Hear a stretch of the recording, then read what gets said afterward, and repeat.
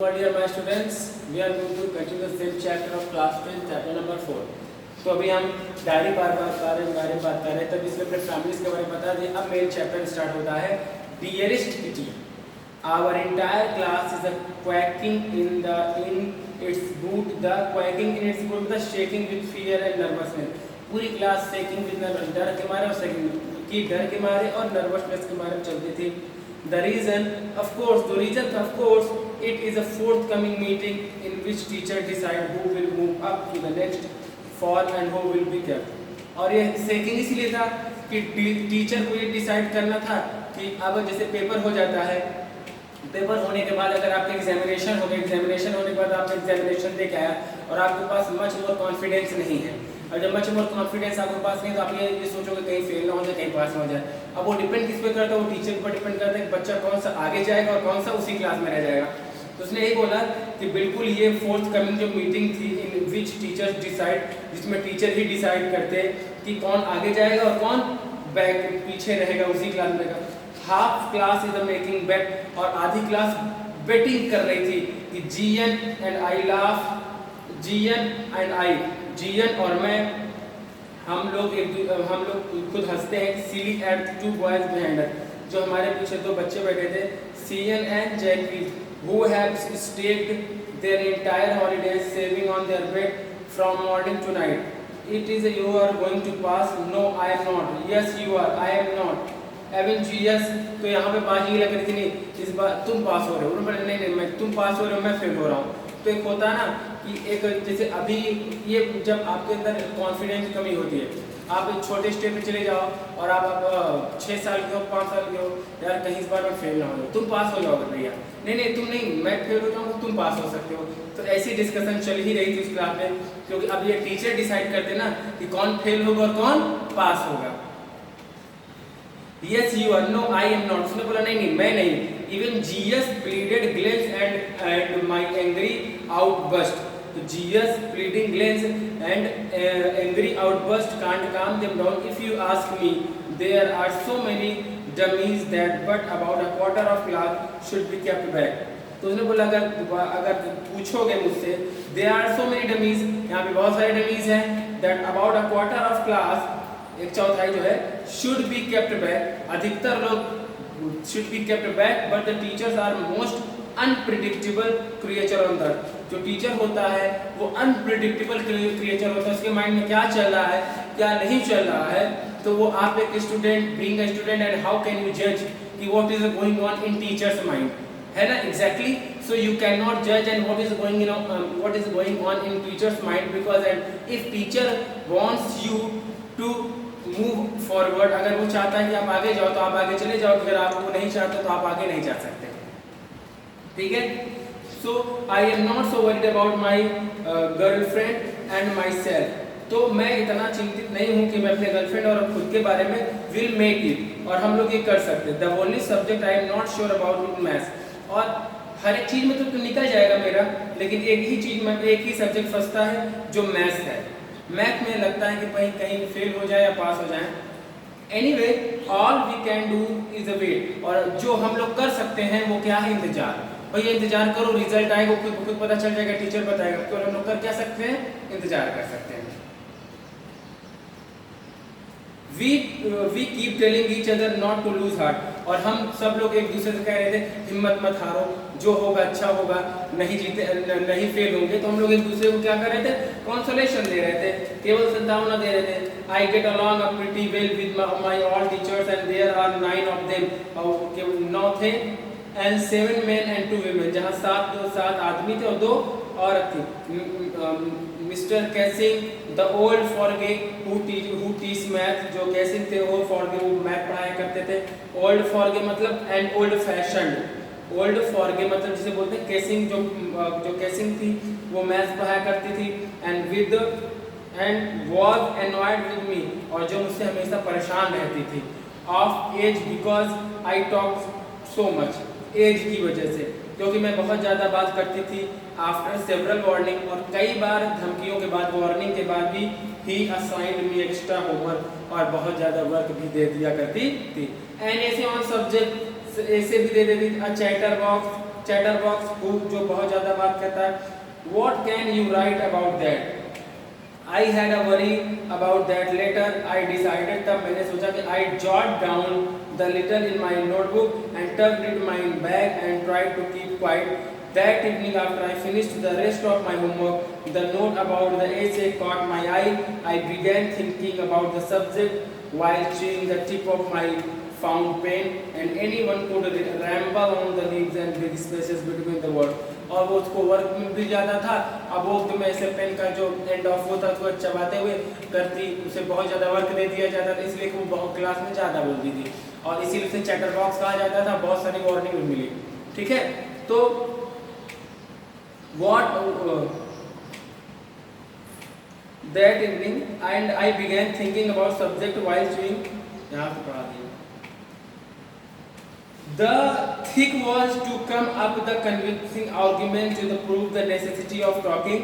तो मैंने जो आर्ग्यूमेंट हुआ तो मैंने उस पर प्रूफ किया. मैं प्रूफ करती थी कि बात करने की जो जरूरत थी. I had an idea.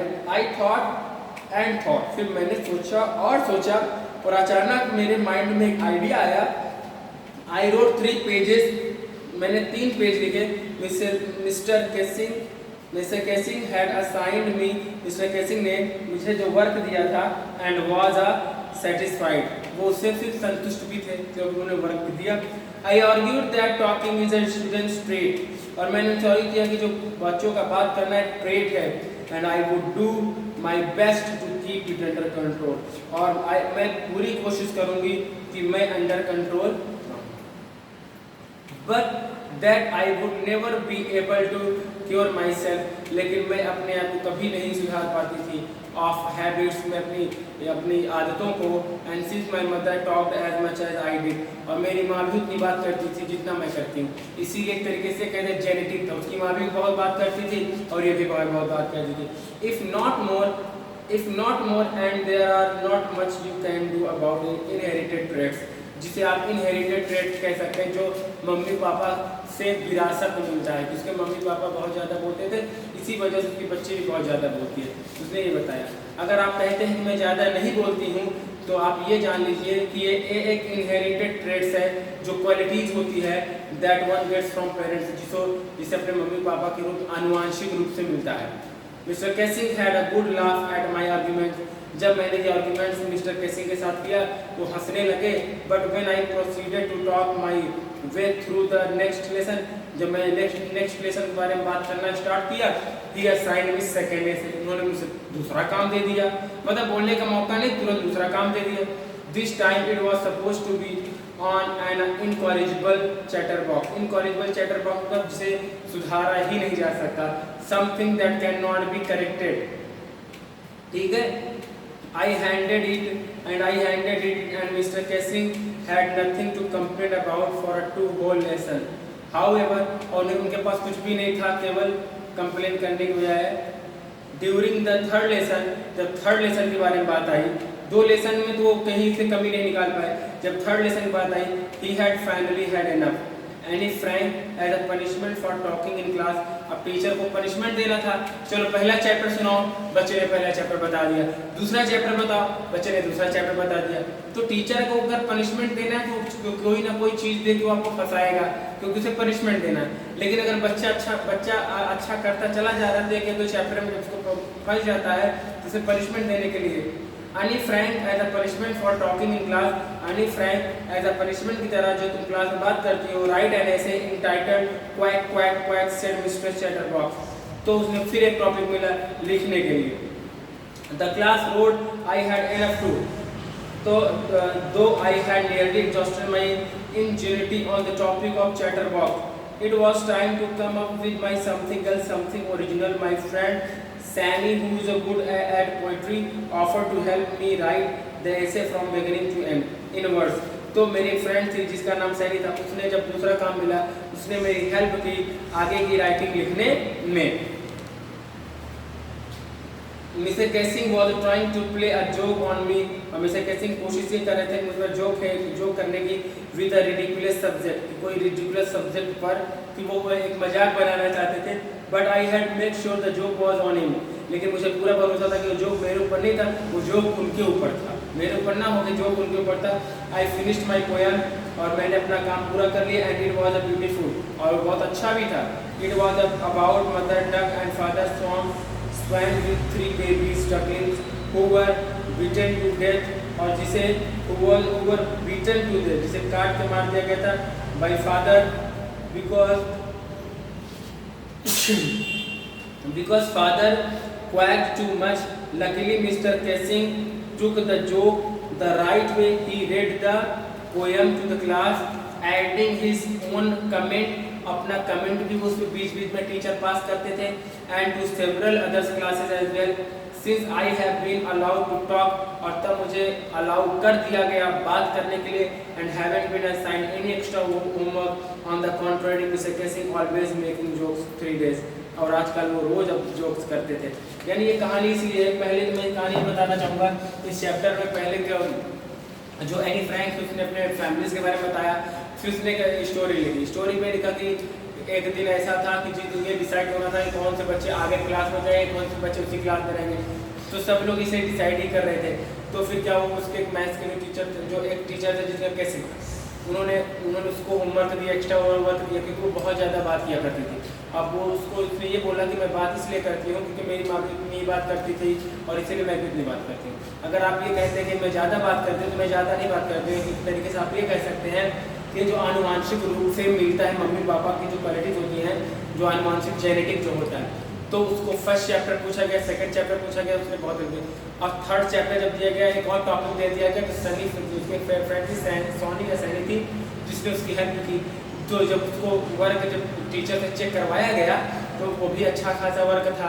तब जाके टीचर ने कुछ नहीं कहा, और तब से वो कंटिन्यूसली बात ही करने लगी, और टीचर आजकल वो जो भी करे। कहने का मतलब ये मैं आपको बताऊँ, जब टीचर को पनिशमेंट देना होता है, अगर टीचर को किसी बच्चे को कुछ मना करने के लिए कहना होता है तो टीचर मना करता है, तो बच्चे नहीं मानते हैं, तो फिर टीचर क्या कहते हैं, उसे ज़्यादा से ज़्यादा वर्क देते हैं। अगर बच्चा नहीं काम कर पाएगा तो पनिशमेंट दी जाएगी। अगर बच्चा काम कर लेता है तो फिर टीचर के पास कोई ऑप्शन नहीं हो पाता है। तो अनी फ्रैंक की स्टोरी ऐसी थी। अनी फ्रैंक को जब ऐसा कुछ वर्क दिया जाता था तो अनी फ्रैंक कर लेती थी, और जिसमें नहीं कर पाती थी उसके फ्रेंड ने उसकी हेल्प की, और उन्होंने बहुत अच्छा किया, और इस वजह से टीचर पनिशमेंट देना तो बहुत चाहते थे लेकिन दे नहीं पाए। एक्चुअली एक तरीके से जो अनी फ्रैंक थी उसने बहुत अच्छा वर्क कर लिया था, और एक तरीका का उसने वर्क किया, और उसकी फ्रेंड्स ने भी पोएम को लिखने में वर्ड्स बाय इन वर्ड्स, एकदम वर्ड्स में स्टैंडा में भी लिखने की बहुत सारी हेल्प की। तो एक फ्रेंड की भी हेल्प की। तो इस मोरल ऑफ द स्टोरी क्या पता चलती है, कभी कभी टीचर भी बच्चों को ऐसे पनिशमेंट देने के लिए करते हैं, और अगर बच्चा पढ़ा लिखा हो, अगर बच्चा पढ़ने में तेज हो और बच्चा पढ़ता हो तो, और उसके जो फ्रेंड्स हैं, फ्रेंड्स मतलब जो उसकी फ्रेंड थी, वो भी जब पोएम लिखने में जब उसकी हेल्प करती है, जिससे प्रूफ होता है कि वो भी पढ़ने में सही थी, उसने हेल्प किया और टीचर सेटिस्फाइड हो गए, और उस दिन के बाद से टीचर उसे एक्स्ट्रा वर्क नहीं दिया करते थे, और आप वो भी थोड़ा जो वो करने लगे थे, क्योंकि उन्हें पता चल चुका था कि अनी फ्रैंक पढ़ने में अच्छी है, और जॉब्स करना चाहिए, लेकिन पढ़ाई से के साथ कॉम्प्रोमाइज़ नहीं करना चाहिए। और टीचर्स को कभी भी किसी बच्चे को जानबूझकर एक्स्ट्रा वर्क दे के उसे पनिशमेंट देने की कोशिश नहीं करनी चाहिए, ये भी गलत है। तो इस चैप्टर पढ़ के समझ में आएगा कोई बच्चा पढ़ने में सही है, अगर वो बोल रहा है तो उसको रीज़न दीजिए, उसको आज़ादी दीजिए, उसको लिबर्टी दीजिए, गलत न करने पाए। लेकिन इसका मतलब ये नहीं है कि एक आप टीचर होने के नाते आप उसे ज़्यादा से ज़्यादा वर्क दीजिए और उसे पनिशमेंट देने के लिए, ये it is a too bad, ये भी नहीं करना चाहिए। और ये आपका चैप्टर अभी फिनिश हो जाता है। आई थिंक आपको चैप्टर समझ में भी आएगा। Thank you so much.